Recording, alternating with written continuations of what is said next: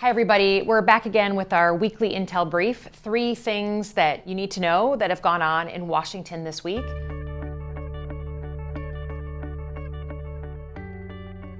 I want to continue our work on the Big Beautiful Bill. There was so much in that bill, over 1,000 pages. It passed into law on July 4th. A couple of things that I've been asked about a lot in Michigan in particular. What does it mean to have Medicaid cuts and SNAP or food stamp cuts for our schools? We know that a lot of kids depend on Medicaid for their health insurance. A lot of kids depend on free meals and being on SNAP for their food through their schools. And the big watchword here is on money for our schools. There's a lot of uncertainty. What we know right now is that kids are not automatically being cut out of Medicaid via their schools. But right now our schools provide a lot of services to kids who are on Medicaid. Therapy appointments, speech and hearing therapy, disability support, screenings. That's happening through our schools, and our schools then get reimbursed by Medicaid.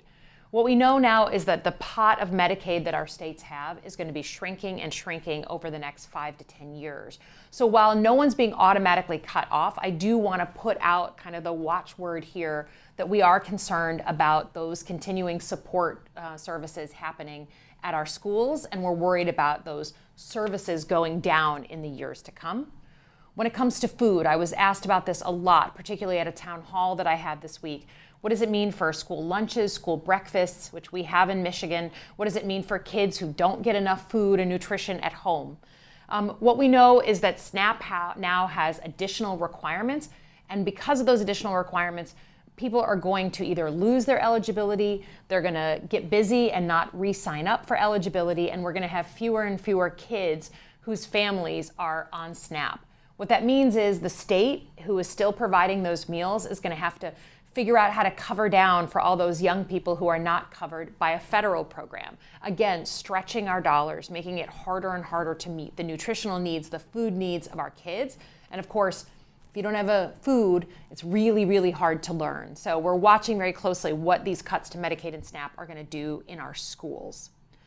Let's talk about our national debt. I think of our national debt as an economic issue, but also a national security issue. And there's a lot of discussion about what the Big Beautiful Bill did, what Trump's big bill did on the national debt. Did it lower it? Did it raise it? Currently, let's review the bidding. The national debt is $36 trillion and rising. That means we're paying $3 billion a day in interest on our national debt. Both parties are to blame for national debt. We do too much spending. We don't have enough resources coming in, enough income coming in. It's just like a family budget. You got to manage what you spend with what money you have coming in.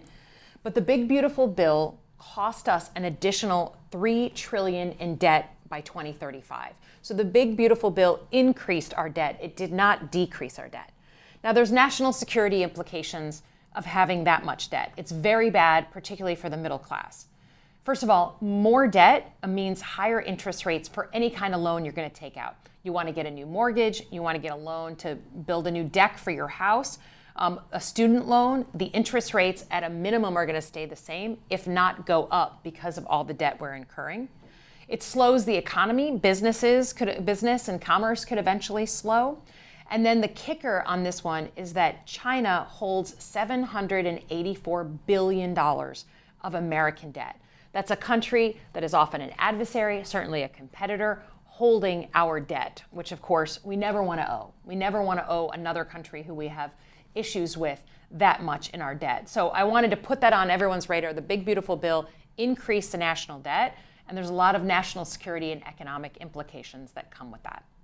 Lastly, I just want to make sure a couple of provisions that were hidden in the bowels of the Big Beautiful Bill actually get some airtime. It shows you what this bill was about, who it was for, particularly in tax policy.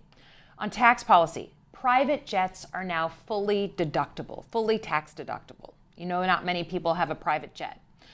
Gambling. You can no longer write off your gambling losses, right? This is a big deal for Michigan. Michigan has become a place that does a lot of gambling. Whatever you believe with that, you can no longer write off your gambling losses. In this bill, there's also a very big carve out for the pharmaceutical industry. They can now charge more for a bunch of different drugs. They don't have to negotiate the prices of drugs. This includes a number of drugs that are for very specific diseases: cystic fibrosis, ALS, Huntington's disease. All of these diseases can now see the price of their already expensive drugs go up because of just a couple of lines in the big, beautiful bill. So wanted to keep talking about what was in this giant bill. It has major implications for every single American. And we'll be back next week with another Intel Brief.